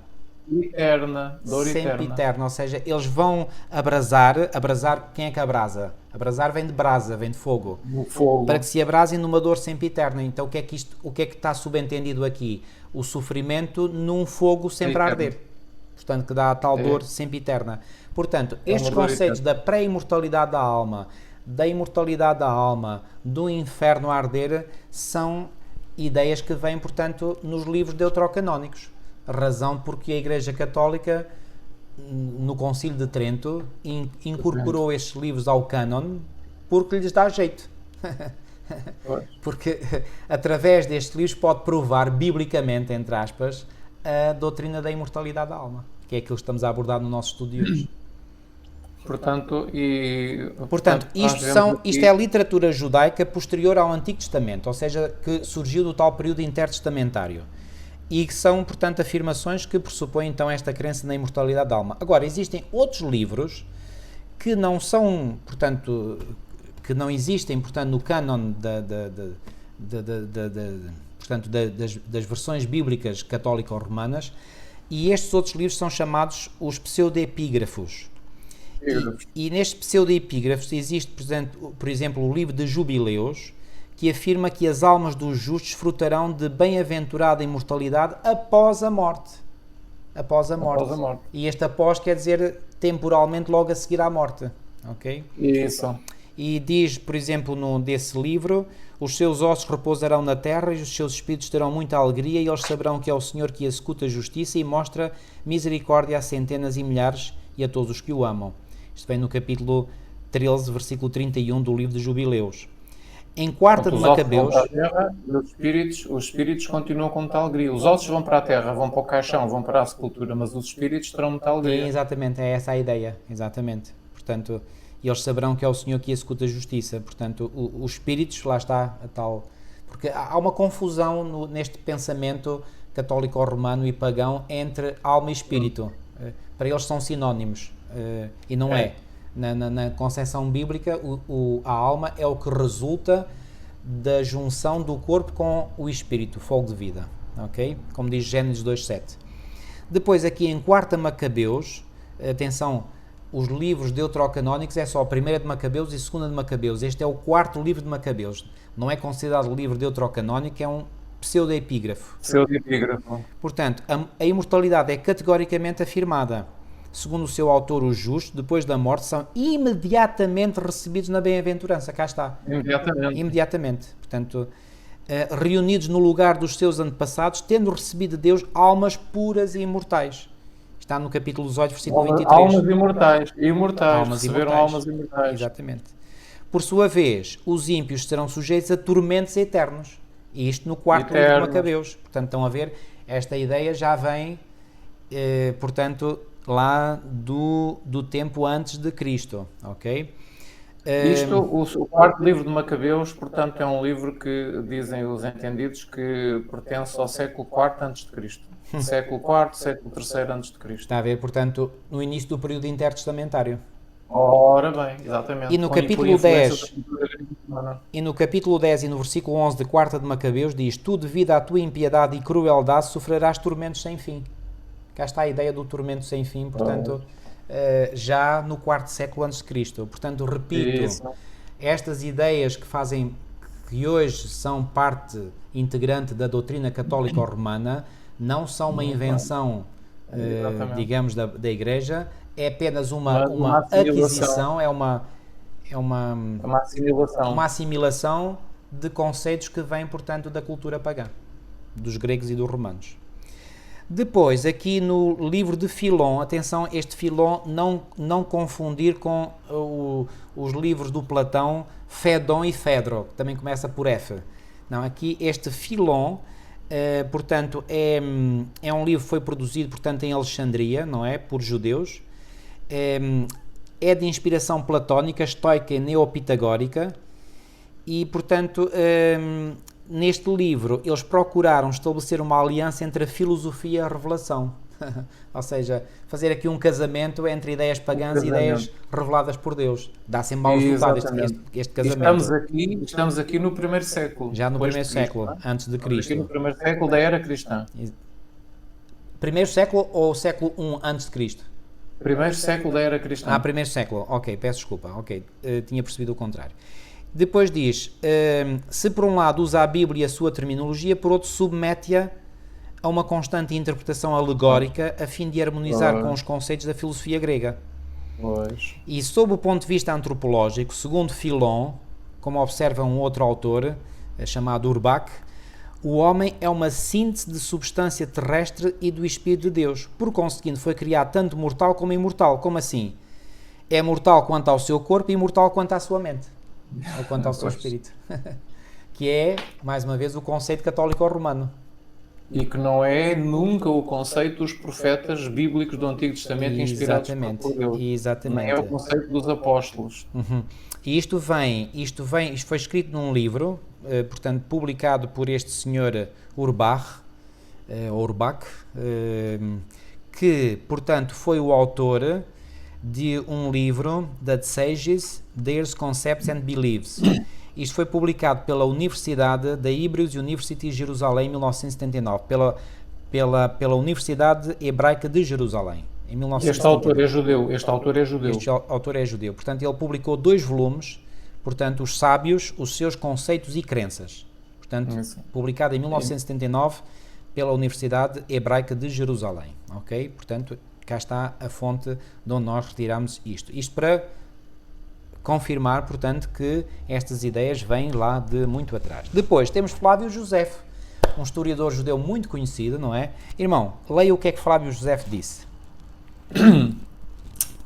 Então, ele disse: todos nós, é verdade, temos corpos mortais, compostos de matéria corruptível, mas a alma é imortal, para sempre. É uma porção da divindade alojada nos nossos corpos. Portanto, isto dito por Flávio Josefo, que é, aliás, um historiador muitíssimo conhecido, não é? É um escritor clássico, não é? Flávio Também Josefo. Do 1º século da era cristã. Também do 1º século da era cristã. Da mesma época de Filon. Exatamente, da mesma época de Filon, do autor que portanto, alexandrino, judeu alexandrino que citei anteriormente. E este Flávio Josefo, se bem que tenha vivido na Palestina, onde supostamente os judeus que viveram na Palestina, ao contrário dos judeus da diáspora, mantiveram, digamos, a ortodoxia, apesar disso, ele pressupõe uma antropologia dualística semelhante à de Filon. Ele diz mesmo, a alma é imortal para sempre. A alma é imortal para sempre, exatamente. Depois, o Talmud. O Talmud é um, digamos, é um livro, digamos, que registra, digamos, as tradições orais, digamos, do povo judeu. E então há também um diálogo que aparece entre os rabis Iarrabá e Yonatan, e este último, Yonatan, está num cemitério, salta por cima dos sepulcros, convencido de que os mortos não sabem nada, e apresenta os seus argumentos em favor da sua tese. Pelo contrário, o seu interlocutor está convencido de que os mortos, entre os quais os patriarcas Abraão, Isaque e Jacó, estão vivos e Deus fala com eles no paraíso. Ok? Isto vem na tradução francesa, páginas 36 e 37 desta obra do Talmud de Jerusalém, repito, na tradução francesa. Depois, existem filósofos medievais entre os judeus, e talvez já o mais... agora, este Talmud de Jerusalém, portanto, é considerado como sendo dos séculos 1 a 3. 1 a 3, ok, obrigado. 1 a 3 da nossa era. Depois, entre os filósofos medievais, talvez o mais notável filósofo judeu medieval tenha sido Maimónides, que é também um nome muito conhecido, e no seu livro Mishneh Torah, no Tratado sobre as Leis Fundamentais da Torá, no capítulo 4, ponto 9, escreve: quando a parte material do nosso ser se dissolve em seus elementos componentes e a vida física sucumbe. Então, o que é que ele está aqui a dizer? Portanto, quando a parte material do nosso ser se dissolve em seus elementos componentes, ou seja, há aqui uma separação dos dois elementos. Portanto, cá está a tal concepção dualística, corpo e alma. Yeah. Okay? Já que ela, a alma, só existe em associação com a vida, já que ela, vida, só existe em associação com o corpo e precisa dele para as suas funções. Esta alma não é destruída, nem exige vida física para as suas atividades. Realmente não podia ser mais claro que isto, a expressão da ideia da crença. Ou seja, o que é que ele está a dizer? A vida precisa, o corpo precisa da vida, mas a alma não precisa. Portanto, a alma não precisa. Ela não exige vida física para as suas atividades. Ela conhece e introjeta os seres superiores que existem sem substância material. Ela conhece o Criador de todas as coisas, ela dura para sempre. Então, se dura para sempre, é imortal. Portanto, e diz que não é destruída. Não é destruída. Portanto, e porque não é destruída, lá está. Como não é destruída, ficará no fogo do inferno eternamente. Exatamente. Não se destrói, ela é indestrutível. Então, coitada, tem que ficar lá eternamente. Exatamente. Reparem, há aqui uma coisa que eu quero realçar, que é o seguinte: muitos dos raciocínios que são feitos, digamos, no paganismo, são raciocínios logicamente corretos. O problema é que partem de premissas falsas. Isso, premissas falsas. E como eu aprendi na lógica matemática no meu 10º ano, eu recordo-me bem isso, quando se parte de uma premissa falsa, mesmo os resultados são sempre errados. Exatamente. Mesmo que o raciocínio seja lógico e verdadeiro, a conclusão vai ser falsa. Isso. Porquê? Porque se partiu de uma premissa falsa. Correto. E mesmo que o raciocínio seja feito com duas ou mais premissas, basta uma só premissa ser falsa, e as outras premissas podem ser todas verdadeiras, mas basta uma premissa ser falsa para a conclusão ser falsa. Ou seja, volto a dizer ainda de forma mais clara: se construirmos um raciocínio lógico e verdadeiro com base em várias premissas, várias premissas podem ser verdadeiras, o raciocínio pode ser verdadeiro, mas basta uma premissa ser falsa para a conclusão ser falsa. Isto é o que afirma a lógica matemática. E, portanto, o que é que se passa aqui com muitos destes teólogos? E eles fazem raciocínios verdadeiros, só que partem de premissas falsas. Logo, portanto, a conclusão tem que ser falsa. Depois, aparece aqui a Cabala. A Cabala, portanto, é também conhecida entre os judeus, não é? E na Cabala, a alma, portanto, segundo a Cabala, não é uma criação, mas é uma emanação da divindade. E, por conseguinte, toda a alma humana é ao mesmo tempo pré-existente e de natureza imperecível. Portanto, Se ela é uma emanação da divindade e se Deus é eterno, portanto, a alma, portanto, é eterna, ou seja, ela é pré-existente e não é perecível. Mas a doutrina das penas eternas decorria naturalmente a priori. O mesmo princípio pode igualmente chegar à doutrina de uma salvação universal. Isso depende da disposição otimista dos doutores. Os cabalistas tiraram tanto uma como outra consequência. É assim que o livro de Zohar, por exemplo, na Cabala, desenvolve a hipótese de uma metempsicose ou transmigração das almas que acabam por entrar todas na alma universal. E essa alma universal é supostamente a alma de Deus, não é? Portanto, todas entram na alma divina. E isto vem, portanto, escrito num livro de um autor chamado Apud Petavel Olif, título francês, Le Problème de l'immortalité, volume 2, Paris, 1892, página 293. Portanto, aqui neste livro, com o título O Problema da Imortalidade, é que vem, portanto, aqui citado esta citação do livro de Zohar da Cabala judaica. E já agora, esta Cabala judaica é do século XIII da nossa era. Século XIII, ou seja, já vai bem mais recente. Estamos no ano 1200 e qualquer coisa. Exatamente. Da era cristã.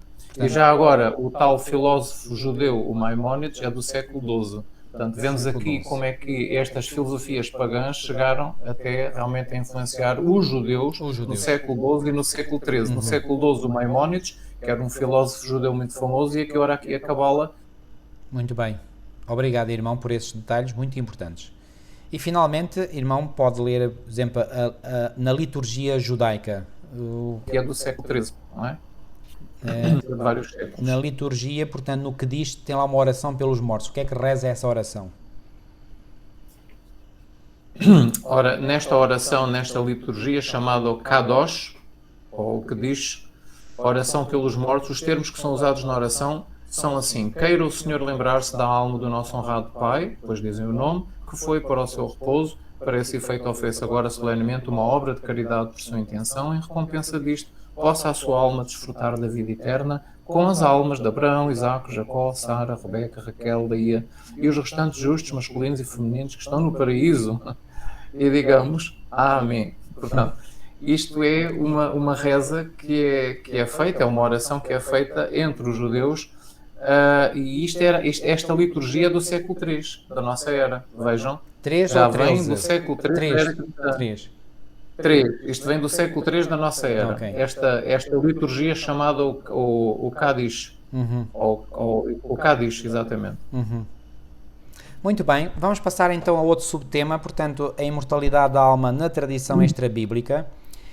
E vamos ver e vamos dizer o seguinte: até ao fim do século II, os padres apostólicos, entre eles Clemente de Roma, Inácio de Antioquia, o autor da Didaquê, Bernabé de Alexandria, Hermas, Policarpo, o autor da epístola, o Diogneto, e alguns padres apologistas, como por exemplo Justino Mártir, ainda se mantiveram fiéis ao ensino bíblico sobre o estado do homem na morte. Isto vem indicado numa obra, portanto, Frume, volume 1, páginas 774 a 927, numa coleção que é chamada a Biblioteca de Autores Cristianos, que foi publicada em, se não estou em erro, em Madrid. Ora, deixem-me só confirmar, a Biblioteca de Autores Cristianos, Madrid, exatamente. Lá, editorial católica, portanto, isto é uma fonte católica, ok? Fonte católica ou romana, ok? Então, e não esqueçam que, portanto, esta fidelidade à Bíblia existiu nestes padres apostólicos, nestes pais da Igreja, até ao fim do século II. Até ao fim do século II, ou seja, até ao fim do ano 200, ok? Até essa altura. Agora, a partir, porém, do último quartel do século II, o que é um quartel? Um quartel é um período de 25 anos, não é? E, portanto, se é o último quartel, portanto, é desde o ano 175 até o ano 200, não é? Da era cristã. E, sobretudo, desde o início do século III, ou seja, a partir dos anos 200, já se começa a introduzir a doutrina platónica da imortalidade da alma, portanto, como vimos, tem raízes lá em Platão, com o correspondente corolário do tormento eterno dos ímpios. E quem é que defendeu este conceito da imortalidade? Alguns padres antenicenos. Porquê é que se chamam antenicenos? Porque precedem o Concílio de Niceia. Entre eles temos Atenágoras, o autor das Pseudo-Clementinas, Minúcio Félix, Tertuliano, Hipólito, Cipriano. E, sobretudo, os pós-nicenos dos séculos IV e V, ou seja, estes padres pós-nicenos, portanto, pós-Concílio de Niceia, não é? Que são Ambrósio, Crisóstomo, Jerónimo e Agostinho. O Niceia foi no ano 325. 325. Primeiro Concílio de Niceia, porque depois houve um segundo, não é? Que é o segundo Concílio de Niceia, se não estou em erro, foi no ano 387. Portanto, o primeiro Concílio de Niceia... Estes aqui são do século IV. Ok. Exatamente. E, portanto... e depois de Agostinho, a doutrina da imortalidade da alma tem permanecido na Igreja Católica até aos dias de hoje. Portanto, até hoje. Agostinho, por assim dizer, fez o remate final e, portanto, esta concepção da imortalidade da alma, digamos, tem-se mantido estável na Igreja Católica Romana desde o chamado Santo Agostinho. Ok? Agora... Portanto, isto só entrou, estas ideias então pagãs, estas filosofias pagãs da imortalidade da alma, só entraram dentro do cristianismo depois do ano 175. Exatamente. É importante nós fixarmos isto. Exatamente. Só a partir realmente do ano 165 é que isto começou a entrar dentro do cristianismo. Nós vimos que há outras ideias erróneas que entraram posteriormente. Esta foi uma das primeiras ideias erróneas a penetrar na teologia cristã. Isso. Ok? Depois, finalmente, para terminarmos o nosso programa de hoje, vamos falar dos subprodutos da crença na imortalidade da alma. Ou seja, esta crença na imortalidade da alma deu origem a várias crenças e práticas adotadas pela tradição extrabíblica, de entre as quais nos limitamos a registar as seguintes, que transcrevemos do atual compêndio da Igreja nos números 208 a 212. Compêndio do Catecismo. Portanto, isto é do compêndio. Esse compêndio, digamos, é um resumo, por assim dizer, do catecismo. Eu tenho aqui o catecismo, como já mostrei, catecismo da Igreja Católica. Digamos, o catecismo é, por assim dizer, a norma doutrinária para os eclesiásticos e o compêndio, digamos, é a norma doutrinária para os fiéis. Isso. Em poucas palavras. Ou seja, o compêndio é um resumo do catecismo. O catecismo é mais completo.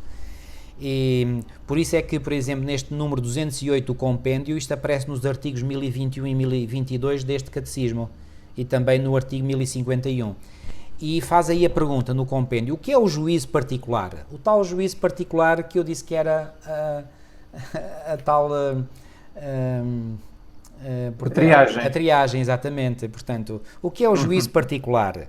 E a resposta, dada no número 208 do compêndio, não é? Que também é chamado catecismo, mas tem o subtítulo de compêndio, faz a pergunta: o que é o juízo particular? Resposta: é o julgamento de retribuição imediata que cada um, a partir da morte, recebe de Deus na sua alma imortal, em relação à sua fé e às suas obras. Tal retribuição consiste, agora, a retribuição consiste em quê? No acesso à bem-aventurança do céu, imediatamente ou depois de uma adequada purificação.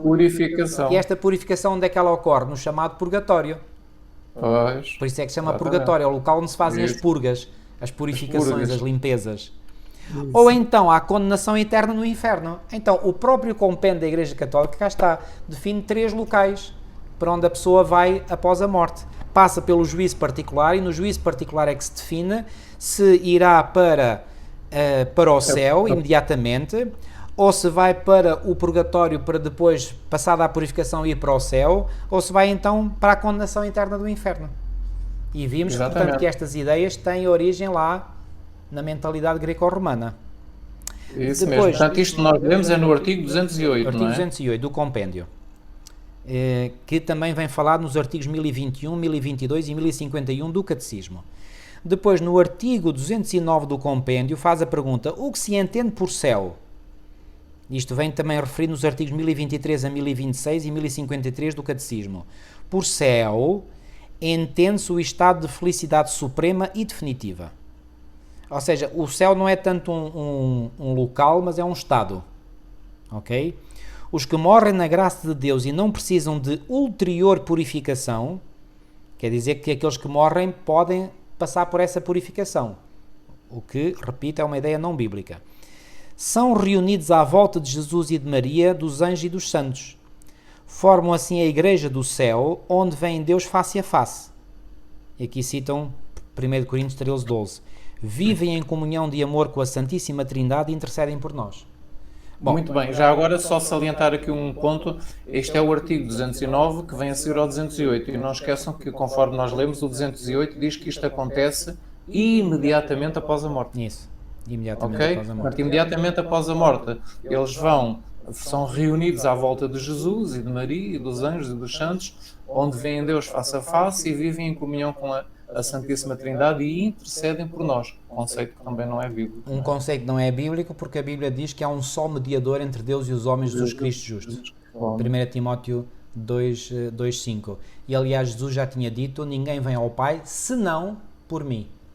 Então Jesus é o único intercessor do ser humano, da raça humana. Depois, no ponto, ou no artigo 210 do compêndio, faz a pergunta, o que é o purgatório? Isto vem referido nos artigos 1030 e 1031 e 1054 do Catecismo. E a resposta é, o purgatório é o estado dos que morrem na amizade de Deus, mas, embora seguros da sua salvação eterna, precisam ainda da purificação para entrar na alegria de Deus.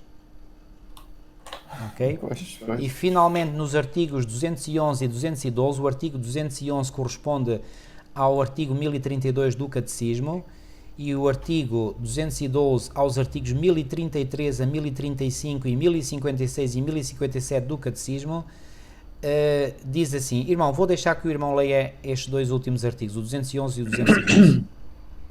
Então, o 211 diz, em virtude da comunhão eterna dos santos, ou em virtude Isto é da em comunhão resposta à dos santos, pergunta como podemos ajudar a purificação das almas do purgatório. pois, portanto, aqui é bem evidente que a Igreja Católica Romana acredita na existência do purgatório, e a Bíblia não fala nisso, realmente.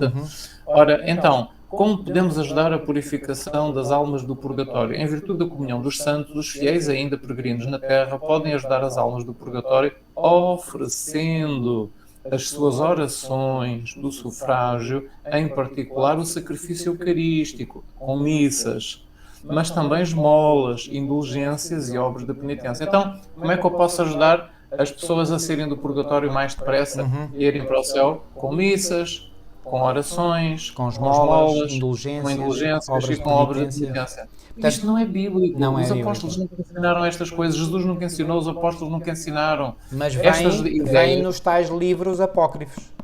Vem nos tais livros apócrifos, antes portanto, que existiram antes do cristianismo. Exatamente. E vem nos tais livros também apócrifos na história do cristianismo, que é um ramo do cristianismo à margem da verdadeira doutrina correta. Então, já agora... E finalmente o artigo 212, irmão. O 212, em que consiste o inferno? Consiste na condenação eterna daqueles que por escolha livre morrem em pecado mortal. A pena principal do inferno é a eterna separação de Deus, o único em quem o homem encontra a vida e a felicidade para que foi criado e a que aspira. Cristo exprime esta realidade com as palavras: apartai-vos de mim, malditos, para o fogo eterno. Portanto, o inferno, diz o artigo 212, que é uma condenação eterna, ou seja, estão eternamente a arder, a sofrer, a serem punidos eternamente, momento a momento, minuto a minuto, hora a hora, dia a dia, mês a mês, ano a ano, eternamente durante milhões de anos. E eles aqui citam Mateus 25:41, onde Jesus diz: apartai-vos de mim, malditos, para o fogo eterno. Mas este fogo eterno, como iremos ver, portanto, é um fogo eterno não na sua duração, mas nas suas consequências. Ok? Mas... não sei se repararam, nestes, portanto, 5 artigos do compêndio da Igreja Católica, portanto, os artigos 208, 209, 210, 211 e 212, hão de reparar que no 208 é feita, portanto, isto são, 5 artigos, e reparem, fala do juízo particular, o que é o juízo particular, e depois vem uma definição do que é céu, do que é purgatório e do que é inferno. Ou seja, o juízo particular é a tal, como eu lhe chamei, isto é termo meu, é a tal triagem, e essa triagem... Imediatamente após a morte. Imediatamente após a morte há essa triagem, esse juízo particular. E esse juízo particular leva as pessoas para 3 destinos, ou para o céu, para o purgatório ou para o inferno. Logo a seguir à morte. Pronto, se está no céu, Não é bíblico. fica lá, já não sai mais. Se vai para o inferno, também fica lá, não sai mais. Só pode sair do purgatório. E por isso há aqui um artigo intermédio que diz como podemos ajudar a purificação das almas do purgatório, ou seja, a sair lá mais depressa do purgatório. Não fala como é que pode-se ajudar a sair as almas do céu e do inferno, porque daí não pode sair, uma vez lá estando. Portanto, o que na concepção bíblica também é verdade. Quem vai para o céu ficará lá no céu para sempre e quem for para o inferno será lá destruído para sempre. Ok. Portanto, mas esta concepção bíblica, esta concepção, católica ou romana, nós vimos que tem, portanto, as suas raízes no pensamento pagão. Isso que começou, mesmo. portanto, no pensamento greco-romano. Okay. Isso. E antes até do pensamento antes, exatamente. E até antes. Antes do pensamento, porque Orfeu viveu muito antes da civilização grega e romana. Portanto, é o pai, digamos, é um dos pais destes mitos. Exatamente. Agora, para nós terminarmos realmente com uma ideia daquilo que a Bíblia ensina sobre isto, para não termos dúvidas, alguém que queira apontar, pegar no papel e lápis e apontar, se tiver uma Bíblia em casa, poderá ler o Salmo do capítulo 6, o versículo 5. O Salmo 6, versículo 5, diz que na morte não há recordação de Deus. Na morte as almas não se recordam de Deus, não há recordação de Deus. E no Salmo 115, no versículo 17, lá diz que os mortos não louvam a Deus. Isso. Portanto, se não louvam a Deus, não estão no céu a louvar a Deus. E no Salmo 146, no verso 4, está escrito que no dia em que morrem, perecem os seus pensamentos. Isso. Não continuam a pensar nem no céu, nem no purgatório, nem no inferno, porque perecem os pensamentos, as almas. Salmo 146, versículo 4. No livro de Eclesiastes, no capítulo 9 e no versículo 5, está escrito que os mortos não sabem coisa nenhuma. Este é o ensino bíblico. No mesmo capítulo 9 de Eclesiastes, no versículo 10, está escrito que no Sheol, que é na sepultura, não há obra, projetos ou conhecimento. E o Sheol é o lugar para onde vão os mortos. No pensamento judaico, o Sheol é o lugar para onde vão os mortos. As pessoas morrem, as almas morrem, vão lá para o Sheol e estão lá.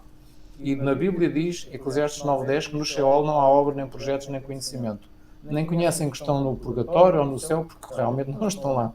E agora, nos tempos do Novo Testamento, nos tempos dos apóstolos, temos a carta que o apóstolo Paulo escreveu à igreja de Salónica, na sua primeira carta, no capítulo 4, versículo 13, Muito bem. e no versículo 14 e no versículo 15, onde o apóstolo Paulo é bem claro, este é o ensino apostólico, Isso. o apóstolo Paulo é bem claro e diz no versículo 13, 14 e 15 que os mortos dormem, os mortos estão a dormir, não têm consciência.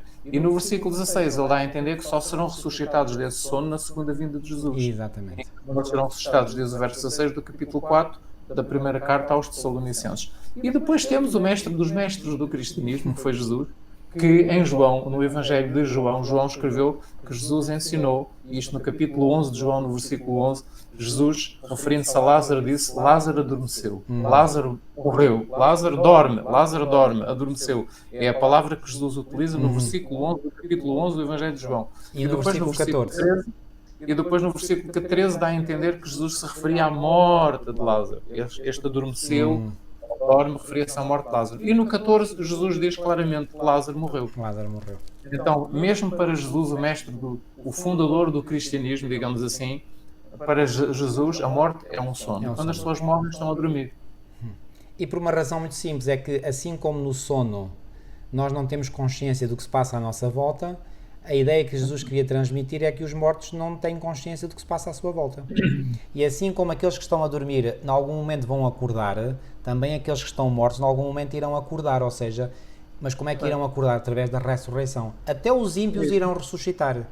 Até os ímpios irão ressuscitar, só que irão ressuscitar para receberem ou para tomarem consciência da sua pena e depois serem mortos no tal fogo do inferno, mas aí para viverem uma segunda morte. Morte essa da qual não haverá mais retorno. Ou seja, serão destruídos para todo o sempre. É este o ensino da Bíblia. Que maravilhoso ensino da Bíblia, que nos liberta de tantos temores e de tantas ideias erradas. Mas há um inimigo, a Bíblia tem um exatamente. inimigo, Deus tem um inimigo, Jesus tem um inimigo que procura estragar tudo. E amigos, fiquem sabendo de uma coisa, quando a nossa mente está ligada a algum erro, de certo modo nós temos aí uma ligação com com Satanás, porque ele é mentiroso e pai da mentira. Mentiroso Se a pai da nossa mentira. mente está ligada à verdade, então aí temos uma ligação com o autor da verdade, que é Jesus, que disse: eu sou o caminho, a verdade e a vida. Isso mesmo. Qual é a sua opção? Quer estar ligado de alguma forma a Satanás, que é mentiroso e pai da mentira, ou quer estar único e exclusivamente ligado ao autor da verdade, que é Jesus Cristo? A escolha é sua. Que Deus o abençoe. Amigos, ficamos com o encontro marcado para a próxima semana, para um novo tema, portanto, sobre um tema que vai, como já dissemos, portanto, dar continuidade a este assunto que nós abordamos, portanto, hoje, que é o purgatório, não é? E que iremos então depois abordar este assunto mais a fundo. Até lá, que Deus o continue a abençoar grandemente e, se for o caso, que estes ensinos possam, digamos, mexer com algumas crenças que estavam como solidamente estabelecidas na sua mente, pois bem, permita que o Espírito de Deus, que Jesus disse que é o Espírito da verdade, João 16:13, possa perturbá-lo, possa levá-lo a investigar na palavra de Deus estas verdades e que possa levá-lo à plena aceitação de toda a verdade bíblica. Que Deus o abençoe grandemente. Até à próxima. Até ao próximo estudo.